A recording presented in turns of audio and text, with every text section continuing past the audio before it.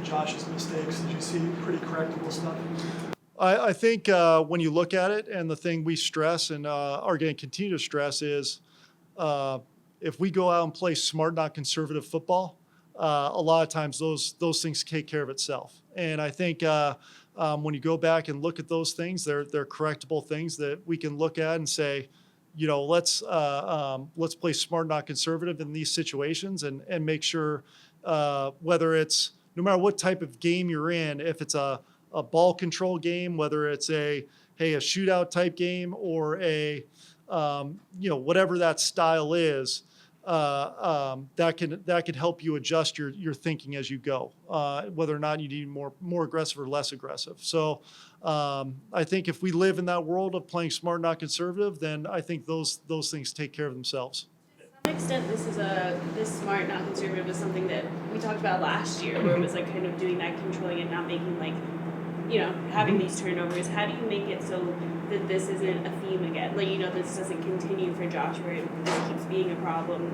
What can you do to kind of help him make this not a theme? I think one, you coach it. I think myself and everybody on our staff, top to bottom, take a lot of pride in, coaching. And when guys make mistakes, we talk about it and we coach it, if it's good, we should point out the good. If it's something that needs to be corrected, we coach it, we talk about it, and we hit on it, and as a coach, you don't want to let things slide and let things, just kind of go by the wayside, because those things start adding up. So I think the number one thing is coaching it when those things do happen, and so that we can all learn from it. And then going back and from my standpoint, okay, is this the right call in that situation? And making sure that I'm putting the guys in the right position in those scenarios.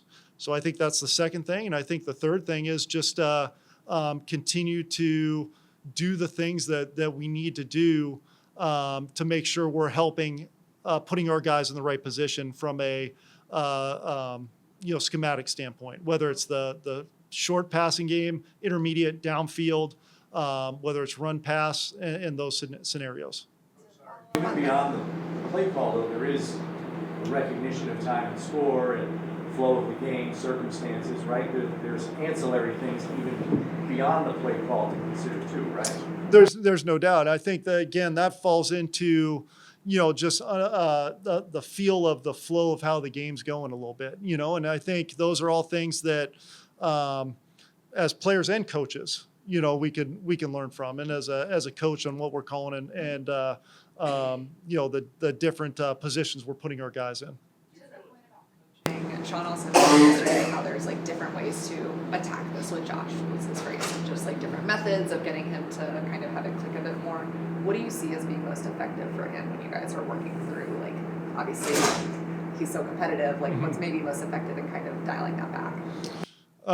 You talking about from a coaching it standpoint, after the game or in the middle of the game?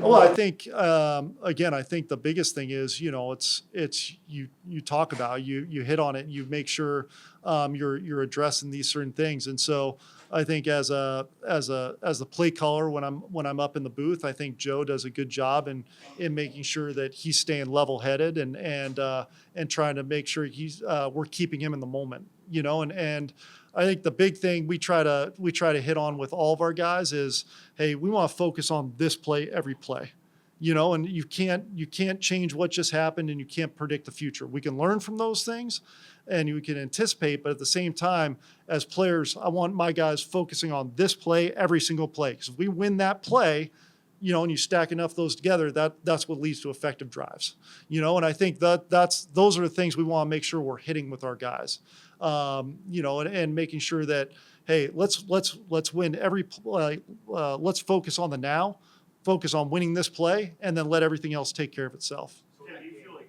these coaching points are being accepted or absorbed by Josh, though? Because, the idea of taking better care of the football, limiting unnecessary hits, these are not new topics. They've been talked about for a long time here. Josh himself said yesterday he's in year 6, he should know better. So why do you feel like these same mistakes kind of keep happening?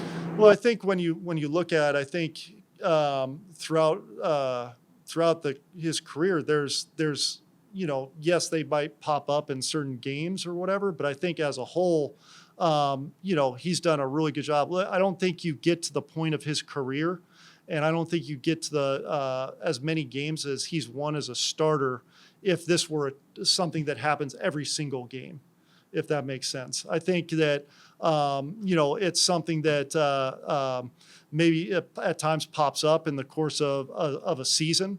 But you look at, I think that happens to a lot of quarterbacks throughout the league. Some of the best quarterbacks of all time have had multiple interception games when you look at it, and as much as you hate as a coach, what you want is, okay, let's go back and let's talk about it. So then it gets put in a library and we can learn from it. As a competitor and the type of player he is, yes, the running stuff, I think when you look at it, kind of as the season goes on, I think then he's kind of in that lather, he's in that feel, and those things start, it's like, okay, like I'm in a point in, where I'm going out of bounds, I'm doing those things. So it's just, we got to make sure we're getting them there. And I think that's why we, limited some of those quarterback runs and design runs this past game to try to take some of that mentality out of it a little bit right there. But also, look, at the end of the day, guys, I got a ton of trust in Josh Allen, a ton of trust in him and who he is and what he's about and the type of player he is. And, we'll continue as a coaching staff just to, coach every single player on our team, whether it's Josh, Steph, Line, Mitch Morris, like all these guys, they want to be coached and they want to learn. To belabor the point, but like in game, he throws that interception, the turnover starts to mount up. How do you view your role in kind of getting him out of that? Yeah. One, I think it's a great question. I think one, it's making sure that we're trying to call stuff that he's comfortable with and that he can just kind of run in his sleep. You know what I mean? And try to get him back in a groove, and make sure he's back getting that comfort level, So I think that's kind of the main thing as a play caller. All right, I'm trying to find things to get him in a groove, try to get him, back in a rhythm where he's reacting, not thinking, and he's comfortable, So I think that's the one thing as from a play calling standpoint. Two, I think calm breeds calm. So when I'm calling the plays in, hey, we're calling him in and making sure he feels like I've got confidence in the play that's being called and from my voice and from how I'm calling it. And I'm calm in the way I'm calling it, and I'm communicating him in that way. And then, I think a lot of that too with Joe down the field, making sure that he's in the right headspace mentally, because he's down there with him and has a feel for kind of how he's feeling. And that's a lot of conversation between me and Joe, okay, how's he feeling? Hey, what is he like? And going from there. I don't know if that answers your question or not. I know you trust Joe completely, but that leads to, would you consider, and I don't know if Catherine had asked this earlier, I apologize for your question, but would you consider even being down there at all? Because I know you like calling plays from up top. What would be the value, benefit, or you just think that you don't need to do something like that? I think right now that hasn't been something we've talked about. We went through, a whole year last year and with a really good system and a really good process. And I don't want to panic after one game, and I want to make sure that, we're not jeopardizing our process in any way. I think it's been something that's been effective for us. We just gotta, we gotta learn from these things and correct and move on after, the first game of the season. And now, we want to be locked in and focused on the Raiders, and that's obviously the tough part about a Monday game is, you'd like to spend time to really kind of, hey, rehash and go through it and watch this thing as a whole group, as a whole offense, and really spend a lot of time on it, because you want to be able to say, look what happens when it was really good. And then, all right, when it wasn't as good, okay, this is how we correct it. So, you spend time doing that, but unfortunately on a short week, you got to be ready to turn the page a lot quicker and get onto the Raiders because, look, at the end of the day, they're an extremely tough opponent that we got to be ready for. Coach, your use of personnel was extensive this past week, likely game plan related, opponent related, et cetera, but it seemed to contribute to your efficiency on offense this past week. What was your kind of assessment as to how fruitful it was, knowing you didn't use that a whole lot last year? Yeah, I think it was good for us. I think it created some good matchups, and we're able to put some guys in some different spots and move guys around, and it was a effective tool for us. And look, I mean, last week it was that, and this week, I mean, might be in more 11, or some 21, whatever it is. I mean, like, who knows? You never week to week, a little bit is going to be dictated based off of the opponent, and then the flow of the game a little bit, and kind of how things are going. And at the end of the day, guys, there's one football, and then I think our guys understand that. And when you look back on the stat sheet, you love to see multiple guys with multiple catches, and that's what we're striving for, because we want to be as diverse as we can with how we're attacking people.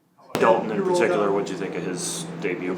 Yeah, I thought he was really unfazed by the atmosphere. It was a tough environment to go into and play, and as a young player who hasn't been in that atmosphere in the NFL before, I think he handled it extremely well. What about distributing? You can go ahead. Oh, sorry. Ken, you rolled out that 2 tight end, 3 receiver personnel a little bit on Monday night. Mm-hmm. What do you like about the options that personnel gives you? Yeah, I think it provides, just a good change up that you could do some different things out of to create some issues for the defense. So we were able to get a few plays out of that, and and just give the defense some different looks, some different things to think about. So it's something that again we could use more or less, some games, other games, based off of kind of what we're seeing and what we're thinking. But I think with the versatility of what we have and the guys that we have, it creates some good matchups for us. You kind of mentioned like needing to get other guys involved in that kind of thing, and Sean talked about like a number 2 guy would be helpful for Josh, like because Steph had so many targets. Obviously, that's going to happen. Mm-hmm. But what can you as a coordinator do to kind of help get that going, or what do you feel like needs to change to maybe have a more, that number 2 option for Josh, whatever position it may come from, so that, that helps the offense as a whole? I think one big thing is when you're calling a game is going into it and saying, trusting the process throughout the week of putting guys in the right spots, for them to be effective and move guys around. Of, hey, 1 week, we've got this concept and we've got Steph there. Then the next week we might have Dalton there. Then the next week we might have Hardy there, and and varied up that way. And then when it comes game time, go out and call what plays you feel like are going to be most effective against the defenses you're seeing, and then trust the progression and trust that the read and how we're working the reads is going to take care of itself, and let the ball go where it goes based off the progression. So I think some of the best games that we've had, we're calling plays based off of what plays we feel like is going to be most effective against that defense, and not anything else. So the turnovers, how did you like the efficiency of the offense, the effectiveness in those plays where he was able to get the ball out and find things quickly? And how do you point to that moving forward as an example of, hey, this works? Yeah, no, I thought, look, at the end of the day, I thought there was, again, a lot of good plays and a lot of good things that happened in the course of the game, and there was times where we were very, highly efficient, and very good completion percentage there, and got the ball out to guys in space, and we just got to do a great job in our rack and making guys miss, and those things to create some of those explosives on some of the shorter passing games. So I think when you look at it, finding ways to strike that balance between some of that quick possession pass game and some of the intermediate stuff and downfield stuff, making sure we're balanced there and not just one-sided, I think will be important. But I think when you look back at the night and what we were doing, I think we were effective in a lot of the stuff, getting the ball out, and we just got to continue to grow in that regard. Not successful on first or second down, like Monday, how does that change how you might set up plays, whether it's later in the series or later in the game? Yeah, I think when you look at it, we classify it as, first and second down, second and 1 to 6. Those are like green scenarios for us where it's, everything's on the table, everything, you've got the ability to run your whole gambit, in those second and 7 pluses, second and longs, third longs. Those are red type situations. Those are danger areas where the defense has at times, a little bit more of an advantage, So I think being able to keep them off balance, whether it's, hey, if you do get in those scenarios of, not letting them sit short, and where, they're just thinking get back on track type plays. But at the same time, hey, if they're playing soft, being able to either check it down or call some quicker ball out stuff to get you some rack opportunities or into more third and manageable, or try to pop a run in there against a softer too high shell or something like that. So again, I think when you look at it, it's still being able to attack a defense in multiple ways, even though you're in a less advantageous situation on the offense. I don't know if that answers your question or not. Okay. As far as being such an elite rusher. Multiple things. One, just his ability to, use technique, use his size and length, and those types of things. I think is really impressive. The different tools he has in his tool belt through experience, through just multiple, his different pass rush moves, and then I think the amount of time he's on the field it's impressive how hard he goes every single play. He's a guy that plays a lot of snaps, but you wouldn't know it when you turn on the tape, because every play feels like it's the first play he's back in the game for after a rest. So I think just that level of energy that he plays with, nonstop motor, and then different tools that he has in his tool belt makes him who he is.